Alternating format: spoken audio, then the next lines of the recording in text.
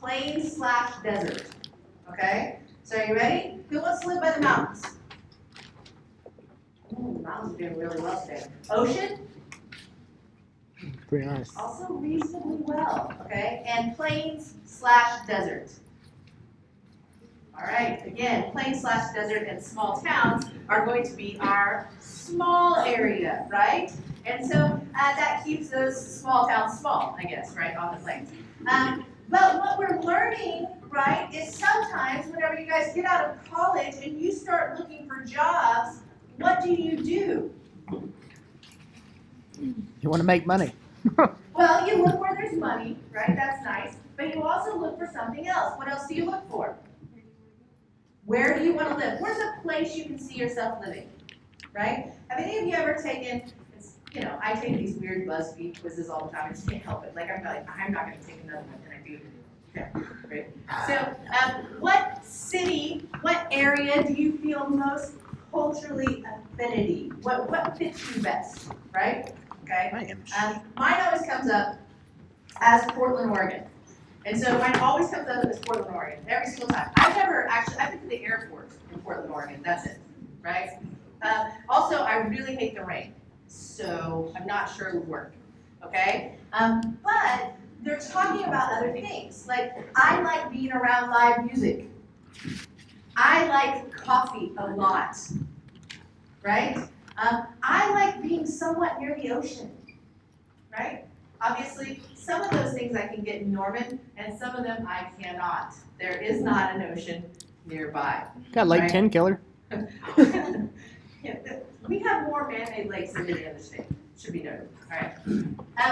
But what we find out is that political polarization is a byproduct of that. Okay? So things like, I want to be near live music, I want to live in a place where I can walk as opposed to drive, actually ends up having things in common with where we end up politically. And so we kind of sort ourselves based upon cultural affinity, and political polarization is a byproduct. So argues Bill Bishop. Now, he says, what causes the big sort? Part of it is human psychology.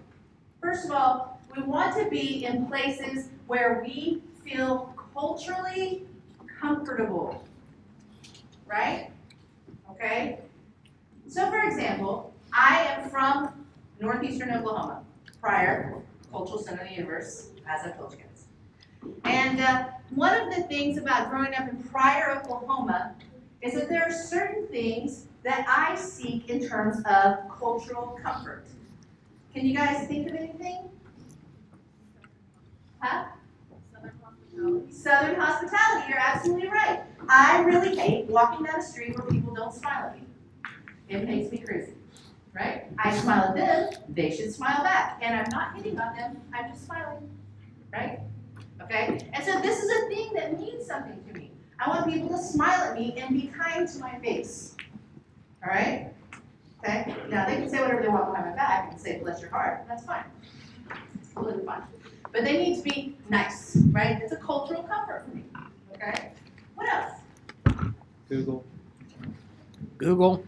Huh? Google. That's right, Google. As we know, Google means that in Pryor, my Wi-Fi is free, right? So all Wi-Fi in public areas are free, plus it's right next to the largest rural industrial park in the nation, largest industrial park in Oklahoma, so also a lot of tech brain going on. The schools are completely paid for by Google. That's nice. I like that. Okay. What other sort of cultural comfort might I seek? Is there anything to do in Pryor? We have parks where I'm walking, right?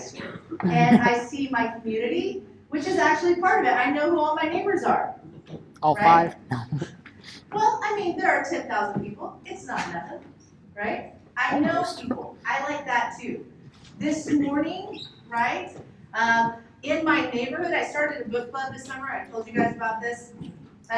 So a neighbor gets on our book club chain. She's like, hey, look, my husband is at this conference and I've got to be at work by 7 and I have a son who doesn't turn 16 until next week. Can anybody take him to school? And we're all like, yeah, sure. We can do that.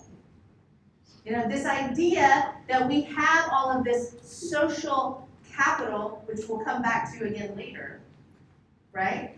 In that neighbors do things for each other, right? Not only do we know each other, but we do things. And so culturally, I feel good about that. But good drinks, like I said, I really do want some good coffee. But also, I could really use a good cocktail now and then, certainly. Good music. What kind of music do I like, you guys? Huh? Live music. I do like live music. I love live music, right? Can I get live music in Oklahoma? Yes. Particularly in Norman, I can get live music a lot. Oklahoma Right? City's better. Okay, I can go see Hossie every Sunday night at the deli. Okay? Good food. What about that? What do I mean by good food? I have a friend who's Japanese, and we were living in Mexico together at the time. And I said, what do you miss most about home? And she said, the food. And I said, really? But for her, that was the thing. That was what was missing. Right? And so, the food. What is the food that makes you feel most comfortable? Right. Good atmosphere, right? Good architecture sometimes, right? I mean, I like for things to look nice. My husband believes in like low signage. I don't know what that is. He's a weirdo. Good temperature, right? Now, Oklahoma keeps failing me in this area. Keeps getting hotter and colder at the same time. And so I would like something a little more temperate. It's true. So whenever I'm looking for a place, if I'm moving from Norman, Oklahoma, I'm going to be looking for these things. I don't want to move to somewhere that gives me less of those things, right? Cultural comfort. In 2014, if we looked at polarized wings and diverse middle, what we have is this. We have steadfast conservatives, business conservatives, solid liberals, young outsiders, hard-pressed skeptics, next generation left, faith and family left, and then bystanders. A whole bunch of people are just like, this doesn't mean anything to me, right? Now this is 2014. In 2016, we become even more polarized, okay? And so we see a lot of movement actually from the bystanders and the hard-pressed skeptics into the far right, okay? Or to the far left. We have populists emerge. When we talk about things like education, it also affects our mobility. So if you have a college degree, 3/4 of people with a college degree have moved at least once, and they move longer distances. They move more often. Whereas if you only have a high school education, only half have moved once. They move within the same state, and they're more likely to only move once. For high school education, employment is not a consideration in the move, whereas employment matters more. You guys said, I want to go where there's a paycheck, right? To those with a college education. The most affluent in our society are the ones most able to move to the place where they want to be. The most affluent and the most educated. And therefore, their opinions are going to also be leaders in these areas. We have some culturally based cleavages as well. Culturally based cleavages. Religion and church. Many people would claim to be of a particular religion, but would be more traditional or non-traditional. More conservative or less conservative. Right? And so when we talk about choosing a church, and if I'm choosing a church that I feel more comfortable in terms of tradition, right? Which is not something you used to do, right? You went to the local church that was basically your faith. You didn't have divisions within even those doctrines, with even doctrines that were more conservative or liberal. You didn't travel across town to go to the church that fit you better. Okay? And so people were in there together. Lifestyle, like I said, walking, proximity to restaurants and shops, healthy pursuits, closeness to sporting events. Those are all things that may make people choose a place, right? So for me, I really hate where I live. I mean, I like my neighborhood, it's nice. And I have, like I said, a book club with people I like, and there are walking trails. Oh, that's good. I've moved my mother in 6 doors down, so I'm never leaving, right? But I hate that if I need anything from any store ever, I have to get in my car. I would not choose that again. And this is something my husband and I actually discussed on our way back. I was like, hey, look, if we ever do move, I want to move into a downtown. I want to move somewhere where there's a community, where there's a store that I can walk to. I don't like this, right? I don't like this. Now, you get a lot of things delivered, so you don't actually have to do anywhere if you don't want to. But the proximity to restaurants and shops is something he also talked about, that he brought up. He really liked this past weekend where, we went down and tried a new bistro in Richardson. It's very exciting. Edith's, if you're from Richardson, it was very good. I'll give it a thumbs up, okay? So we went and had that, and then we sat in a Starbucks down the street, right? And we couldn't walk there. People came over and walked their dogs over there. But that's not something that we could do. We would always have to drive, right? My dogs would probably also attack me. We also have things like tribes. And in this, I do not mean indigenous tribes. I mean those sort of ideas that we are grouping together based upon, farmersonly.com, for example. City folks need not apply, right? And so, therefore, right there, you're saying, hey, look, I do not want input from someone like this, right? Check out my profile. Once, okay? Or christianmingle.com, and then we have the alt-right and white nationalism rising, Bernie Bros on the left rising, where people only talk to themselves. They only talk to people like them. So there's some consequences. Suddenly, it's all about politics. It's because it's what we are, what we value, not what we think government ought to be. It's high stakes because if you disagree with me, then you're my enemy. Okay? Not we disagree on, what the tax rate ought to be. Not that we disagree with how schools ought to be run. If you disagree, you're my enemy. And so how do we have a conversation? We don't. If we put everything in there together, if we are all these things and so therefore we are a Democrat, if we are all these things and therefore we are a Republican, then all those things are the things that are making up our political beliefs too, right? And so we can't have a conversation. Gulfs are going to exist between business conservatives and President Trump supporters on things like trade, immigration, cultural issues. Why? Why do we see a split in the Republican Party right now? What's going on? Yeah.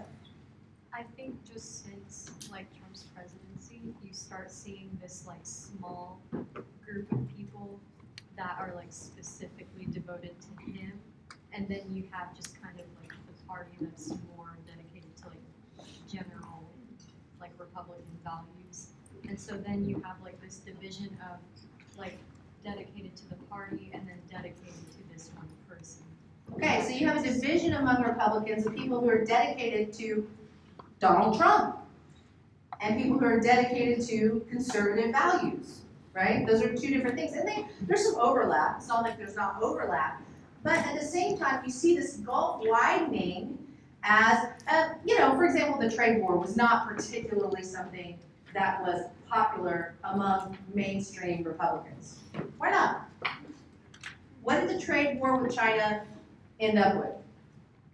What happened? Well, inflation right now, part of it, yeah. And it costs a lot of people their jobs. Okay, a lot of people in the steel sector in the United States lost their jobs because of it. That's been going on for a while. Well, I There's mean, a lot of delay because of steel, yeah. issues with Taiwan. Issues with Taiwan, you know, in terms of foreign policy, in terms of our relationship with Taiwan, that's going to also increase. We have, right now, we're bearing the effects because of, in part, inflation is happening because of the trade wars at that particular time. You know, things take time, right? Supply chains get limited, all those things happen, okay? And so when we talk about things like immigration, right? George W. Bush was the last Republican president prior to Donald Trump. So much better. George W. Bush thought that immigration was good for America. Why? What's good about immigration? What's good about immigration? Yeah. An increase in immigration means an increase in labor, which stimulates the workforce. Okay.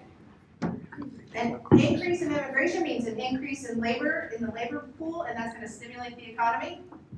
This country was founded on immigration and adds like cultural diversity.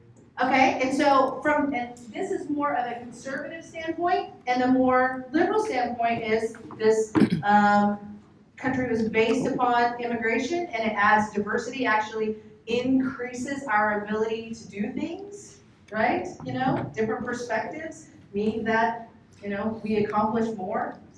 Fair? And I'll say with my PhD research that white people are not having enough children to replace our population.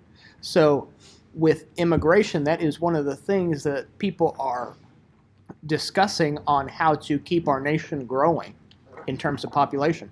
Okay, and so this is where you actually get President Trump's perspective too. President Trump is concerned that, and people that follow President Trump would say that the problem is that there aren't enough white people. White people need to have more babies, so we need more policies where white people have more babies, and we keep people who aren't white out. Mm-hmm. Right? That's very different. But that's exactly the position, right?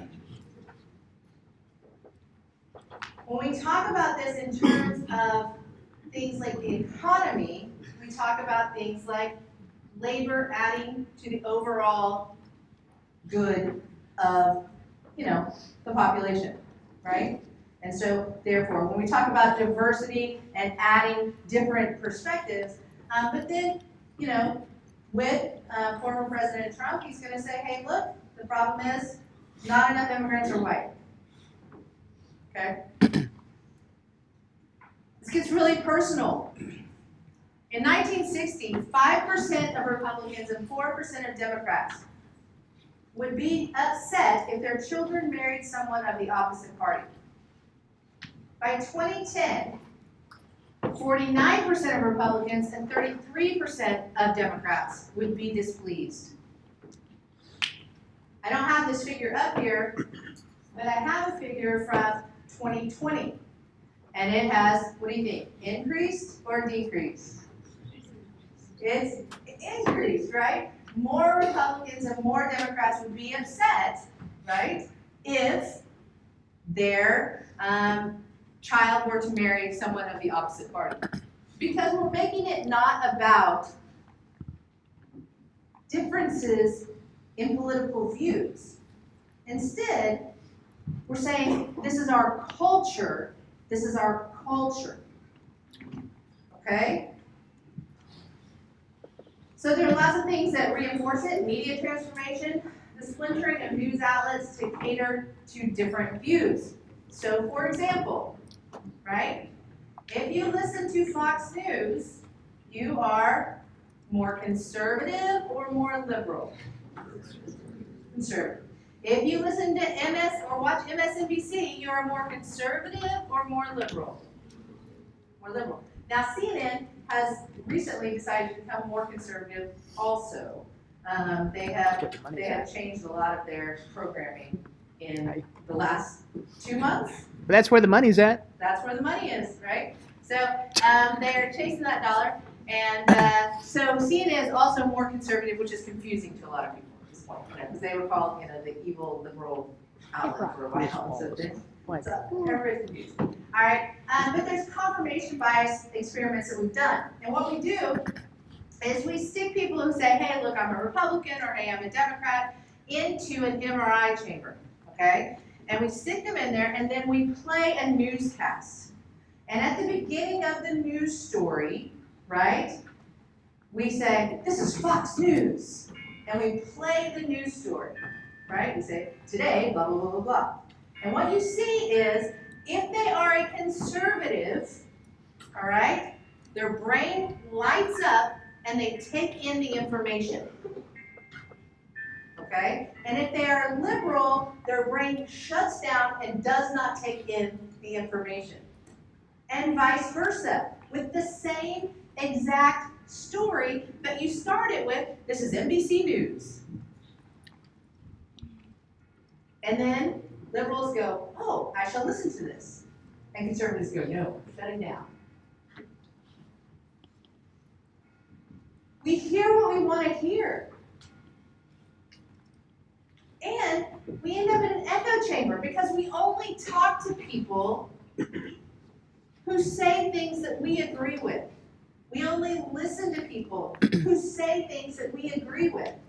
Now, you guys are in this class and in college generally, and this is going to be one of the last times, frankly, that you are ever being forced to talk to people that maybe you don't agree with. So take advantage of it, because Rotary Club isn't around anymore. Yes, it is. Eric says that, but you guys aren't going to join. Every Tuesday. I mean, Eric goes, so please don't. But what I'm saying is people do not get together in communities and just talk about issues in the same way that they once did. And we'll talk about that later when we talk about things like social capital. And so we hear the same things over and over again, and it becomes more amplified and also more skewed, either to the right or to the left. And it's all we watch. How many of you have, a Twitter feed that you follow? Like 6 of us. All right. So my Twitter feed is very clearly a particular set of information. Right? It is. Okay. Mainly wildlife and Oklahoma sports and some politics. All right. How many of you have how many of you follow politics on anything? On whether it be, what do you follow politics? I think just social media apps in general, but I also have different websites that I try to check for. Okay, so what social media apps do you use? I have Instagram, Facebook, and Twitter. You don't really see politics on Snapchat much, but I have. Okay, Instagram, also TikTok. There is actually politics on TikTok too, right? How many of you have some things that keep popping up into one of your social media fields and you see it kind of all along the same way? How many of you would say that's true? 1, 2, 3, 4, 5, 6, 7, okay? As you get older, the algorithm gets better, right? And it keeps reinforcing, okay? It's showing you things you like and not things you don't like. And so you only hear certain things. We also have the role of advocacy organizations and money. As per Citizens United in 2010, corporations are people, which means that they can spend their money however they like. Right now I have an honors student who's writing her paper on 4 school districts in, actually the Dallas suburbs, who those school boards, the people who have been elected, were almost all paid for by Patriot Mobile. Oh, I heard about this. Right?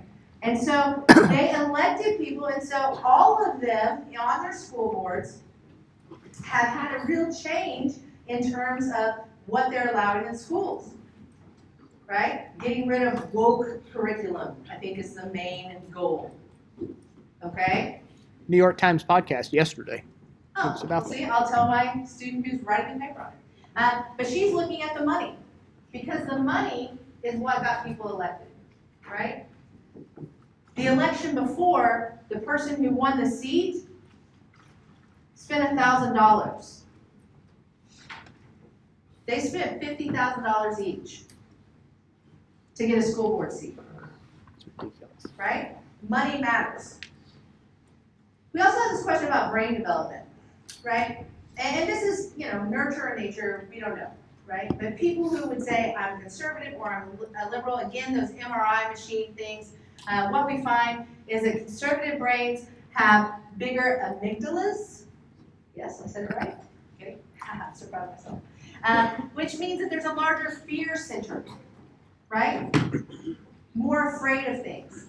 Whereas liberal brains have a bigger anterior cingulate cortex, right, which is more logical reasoning. Now, this gets developed over time. This is not necessarily the way you're born, okay? And so it's developed over time. In 1976, I want to show you these elections. In the dark squares, you have Democratic landslide counts. They win by 20% points or more, 1976, right? Democrats win by 20 points or more. And then in the gray ones, Republicans win by 20% or more. Okay, it's 1976. This is 2000. Look at the difference in landslides between 76 and 2000. People are grouping themselves into places where there's less diversity of opinion. The political consequences are big. Homogeneous groups grow more extreme. The more alike you are, the more extreme you become. Eric, will you take roll? 1 second. It creates an echo chamber in which our views are reinforced rather than challenged. If no one ever says to me, hey, I don't think that's factual, or where did you get that? Do you have a site for that?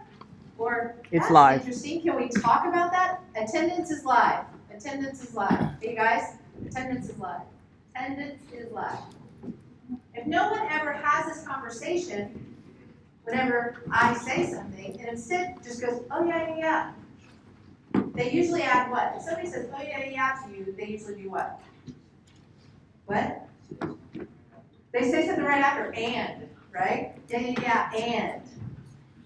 Right? And it amplifies, it keeps amplifying in these echo chambers.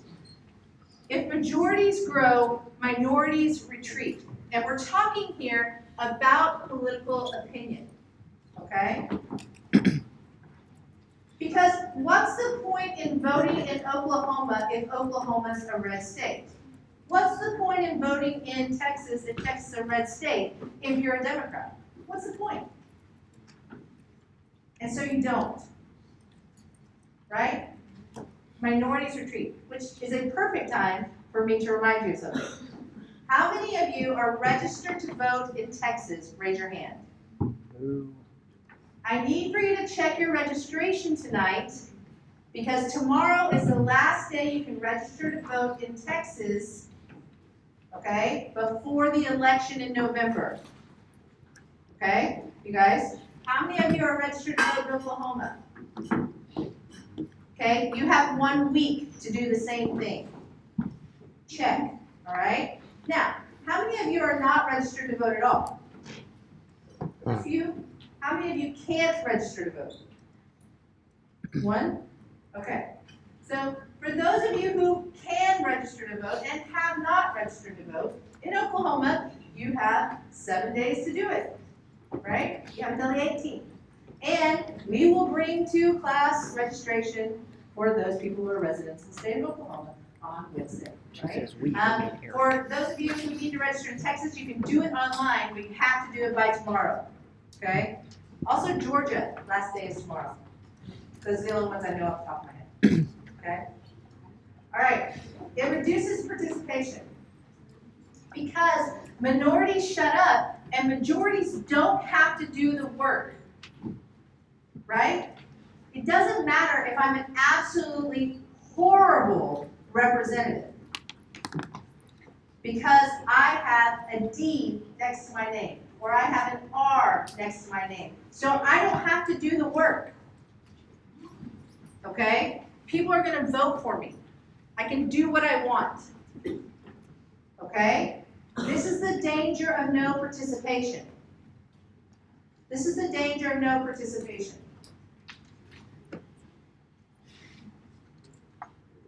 So, when we talk about polarization, opinion is naturally, and we're going to talk a lot about public opinion on Wednesday, it's naturally more complex and diverse.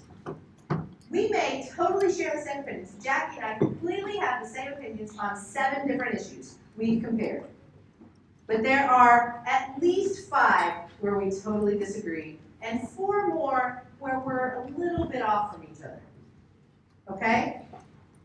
The majority of times we agree, right? But there's enough times where we don't. Opinion is complex. And when we start saying everything is aligned with being a Democrat or everything is aligned with being a Republican, then the other becomes enemy. Okay? The other becomes enemy. This raises the stakes of politics. Like I said, we are defending our way of life, not whether there should be tax cuts. That's a different thing, right? We're defending our way of life instead of talking about what streets should be getting money. We're defending our way of life instead of saying, hey, when we talk about school curriculum, this is what's more effective or less effective. Extreme districts are going to lead to an extreme Congress. If we look, we have this Congress kind of where everybody's hanging out in the middle from about 1957 to 1994. And then it plummets.